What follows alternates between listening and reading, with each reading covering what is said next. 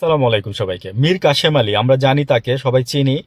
যখন হাসিনা তাকে আপনার যুদ্ধ অপ মানে আপনার রাজাকার বানায়, যখন নাকি আপনার এই যে আন্তর্জাতিক আদালতে ওনার ফাঁসির রায় দিবে বা কার্যকর চলতেছে, তখন উনি বিদেশে ছিল। তখন উনি বিদেশে ছিল। ওনার ছেলে বলছিল যে না মানে এই অবস্থায় যেন উনি দেশে না যায়। উনি বলছিল যে আমি তো কোনো অন্যায় করি নাই, আমি দেশে যাব, সমস্যা কোথায়? তারপরে কিন্তু ওনার ফাঁসি হয়েছে। তারপরে কিন্তু ওনার ফাঁসি হয়েছে। তো দেখেন যে আসলে এরা হচ্ছে যে ওই যে বললাম না যে আল্লাহকে ছাড়া কাউকে ভয় পায় না। একটা কথা আছে না যে আল্লাহকে ছাড়া কেউ মৃত্যুকে যারা ভয় পায় না, তারাই তারাই আসলে আল্লাহর নেক বান্দা।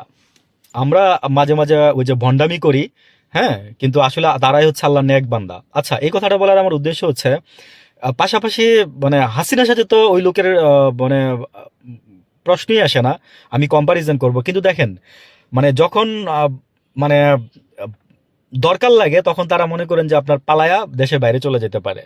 আর মানে মৃত্যু নিশ্চিত জেনেও ওই লোক বাংলাদেশে আসে, এসে আপনার ফাঁসির গলায় নেয়।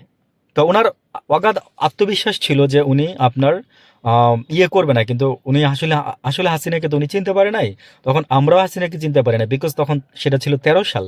আর সে নির্বাচনে জয়ী হয়ে আসছিল সম্ভবত 10 সাল। নয় নয় নয় নয় নির্বাচন লাস্টের দিকে হলো, 10-এ সে এসে এরকম করলো আর কি। তো উনি মীর কাশেম আলী সাহেব উনি হয়তো চিনতে পারে নাই, হ্যাঁ। তো এই যে কারণে উনি আজকে এইভাবে এর খেসারত দিচ্ছে এবং হাসিনার রোশানলের শিকার হইছে। আমরা তো আরো অনেক কিছু জানি যে এই মহিলা জেলের ভিতরে গিয়েও কাউকে খুন করে আসছে। তারপরে আপনার আরো অনেক কিছু আছে। যদিও এইগুলো নিয়ে এই ইউনূস সরকারকে আমি মানে টোটাল সরকারটাকে বলবো যে মাথামোটা সরকার, কোনো কিছুই করতে পারে নাই।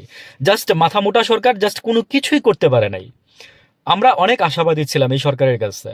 করবেন কিভাবে? আমি আমার অনেক একটা ভিডিওতে বলছিলাম গত বছর যে আমলাতান্ত্রিক জটিলতায় বাংলাদেশ। আমলাতান্ত্রিক জটিলতাটা কি? আমলারাই দেশ চালাচ্ছে। আমলাদের বাইরে কেউ দেশ চালাচ্ছে না। দেশ চালাচ্ছে তিনটা মিডিয়া। তিনটা মিডিয়াই বলতে পারেন। এক হচ্ছে আমলা, আর এক হচ্ছে আপনার এই যে যারা আমলা হচ্ছে কারা? বুঝেন তো, সচিব যারা আছে তারা আমলা। হ্যাঁ, তারাই তো এই যে মনে করেন যে নির্বাচনের এই যে সবকিছু ঠিকঠাক করতেছে। কে কোন জায়গায় বসবে না বসবে, এই যে মানে তাদের হাতেই সবকিছু আছে। আরেক হচ্ছে মিডিয়া। হ্যাঁ, মিডিয়া মনে করেন যে আপনার প্রচার করতেছে, হ্যাঁ, যে এরকম এরকম এরকম এরকম ঘটবে বা ঘটতেছে। আরেকটা হচ্ছে আপনার ইন্টেলিজেন্স। হ্যাঁ, ইন্টেলিজেন্স বলেন, আপনার সোর্স বলেন, আপনার গোয়েন্দা তথ্য বলেন, আপনারা যে যেভাবে বুঝেন আর কি। এরা যদি আপনাকে যদি সরকারকে যদি সহায়তা না করে, তাহলে আপনি কখনোই এখান থেকে উত্তরণ ঘটাইতে পারবেন না নিজের এবং বাংলাদেশের মানুষের। ভালো থাকবেন।